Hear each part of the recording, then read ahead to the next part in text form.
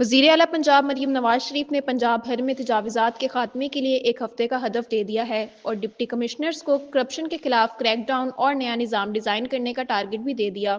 انہوں نے تمام شہروں میں سرکاری اراضی پر اربن فارسٹ بنانے اور نو ٹو پلاسٹک مہم کی کامیابی کو یقینی بنانے کی ہدایت بھی دی۔ میرج ایکٹ کے خلاف ورزی پر زیرو ٹالرنس اپنانے اور پالتو کتوں کے لیے کالر پہننا لازمی قرار دیتے ہوئے ویکسینیشن اور رجسٹریشن کے نظام کا اصولی فیصلہ بھی کیا گیا۔ سڑکوں پر بائیک لائن مقرر کرنے، بائیکرز کے لیے ہیلمٹ، بیک لائٹ اور انڈیکیٹر کی پابندی ضروری بنانے کا بھی حکم دے دیا گیا، جبکہ اسکولوں کے سامنے زیبرا کراسنگ اور اسکول وین کی فٹنس سرٹیفکیٹ پر زیرو ٹالرنس کی ہدایت بھی دے دی گئی۔ شہروں میں خیمہ بستیوں کو متبادل مقامات پر منتقل کرنے اور صفائی مہم شروع کرنے کا بھی حکم دے دیا گیا۔ سرگودا، خوشاب، بھکر اور میاں والی میں ترقیاتی کاموں کا جائزہ لیتے ہوئے پارکس، چوراہوں اور سڑکوں کی خوبصورتی کو یقینی بنانے کی ہدایات بھی کی گئی۔ جعلی ادویات بنانے اور بیچنے والوں کے خلاف سخت کارروائی اور گلی محلوں میں صفائی، سیوریج اور اسٹریٹ لائٹس کو آپریشنل بنانے کے اقدامات پر بھی زور دیا گیا ہے۔